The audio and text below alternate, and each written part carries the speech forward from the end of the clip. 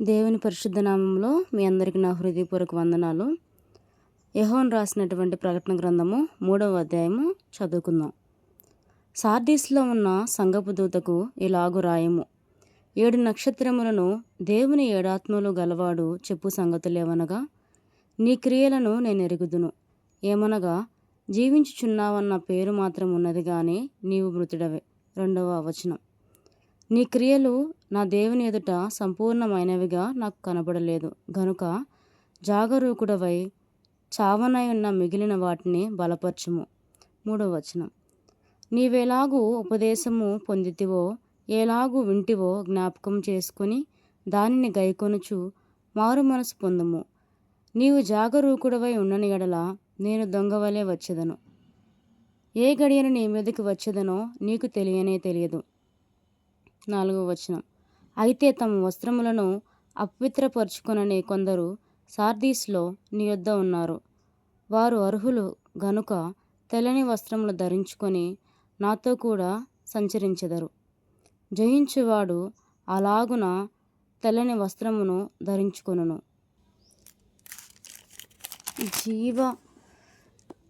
జీవ గ్రంథములో నుండి అతని పేరంత మాత్రమును తుడుపు పెట్టక నా తండ్రి ఎదుటను ఆయన దూతల ఎదుటను అతని పేరు ఒప్పుకొందును. సంఘములతో ఆత్మ చెప్పుచున్న మాట చెవిగలవాడు వినుగాక. 7వ వచనం. ఫిలదెల్ఫియాలో ఉన్న సంఘపు దూతకు ఇలాగు రాయము. దావీదు తాళపు చెవి కలిగి ఎవడునూ వేయలేకుండా తీయువాడును, ఎవడునూ తీయలేకుండా వేయువాడునైన సత్యస్వరూపియగు పరిశుద్ధుడు చెప్పు సంగతులేవనగా, నీ క్రియలను నేను ఎరుగుదును. నీకున్న శక్తి కొంచెమై ఉండినను నీవు నా వాక్యమును గైకొని నా నామము ఎరుగననలేదు. ఇదిగో, తలుపు నీ ఎదుట తీసి ఉంచి ఉన్నాను, దానిని ఎవడనూ వేయనేరడు. 9వ వచనం. యూదులు కాకయే తాము యూదులమని అబద్ధమాడు సాతాను సమాజపు వారిని రప్పించదను. వారు వచ్చి నీ పాదముల ఎదుట పడి నమస్కారం చేసి, ఇదిగో నేను నిన్ను ప్రేమించితినని తెలుసుకున్నట్లు చేసేదను. 10వ వచనం. నీవు నా ఓర్పు విషయమైన వాక్యమును గైకుంటేవి గనుక భూనివాసులను శోధించుటకు లోకమంతటి మీదికి రాబోవు శోధన కాలములో నిన్ను కాపాడెదను. నేను త్వరగా వచ్చుచున్నాను. ఎవడును నీ కిరీటమును అపహరించకుండునట్లు నీకు కలిగిన దానిని గట్టిగా పట్టుకొనుము. జయించు వానిని నా దేవుని ఆలయములో ఒక స్తంభముగా చేసేదను. అందులో నుండి వాడు ఇక మీదట ఎన్నటికిని వెలుపలికి పోడు.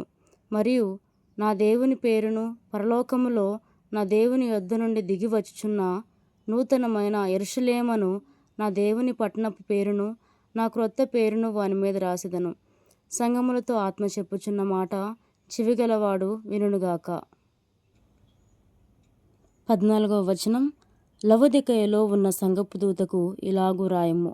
ఆమేన్ అనువాడును నమ్మకమైన సత్యసాక్షియు దేవుని సృష్టికి ఆదియునైన వాడు చెప్పు సంగతులేవనగా, 15వ వచనము.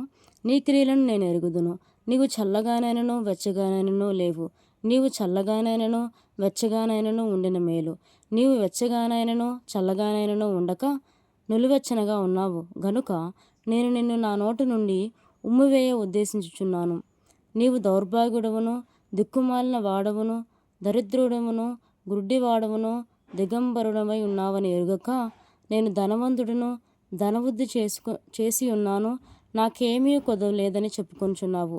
నీవు ధనవృద్ధి చేసుకున్నట్లు అగ్నిలో పుటము వేయబడిన బంగారమును నీ దిశముల సిగ్గు కనపడకుండానట్లు ధరించుకొనుటకు తెల్లని వస్త్రములను నీకు దృష్టి కలుగునట్లు నీ కన్నులకు కాటుకొను నా యొద్ద కొనమని నీకు బుద్ధి చెప్పుచున్నాను. నేను ప్రేమించు వారందరినీ గద్దించి శిక్షించుచున్నాను. గనుక నీవు ఆసక్తి కలిగి మారుమనసు పొందుము. ఇదిగో నేను తలుపు నొద్ద నిలుచుండి తట్టుచున్నాను. ఎవడైనను నా స్వరము విని తలుపు తీసిన ఎడల నేను అతని యొద్దకు వచ్చి అతనితో నేనును నాతో కూడా అతడును భోజనము చేయుదుము. నేను జయించి నా తండ్రితో కూడా ఆయన సింహాసనమునందు కూర్చుండి ఉన్న ప్రకారము జయించు వారిని నాతో కూడా నా సింహాసనమునందు కూర్చుండనిచ్చెదను. సంఘములతో ఆత్మ చెప్పుచున్న మాట చెవిగలవాడు వినుగాక. దేవుడిచ్చిన పరిశుద్ధ వాక్యాన్ని దీవించి తన విడికుల్లో ఆశీర్వదించునుగాక. ఆమేన్.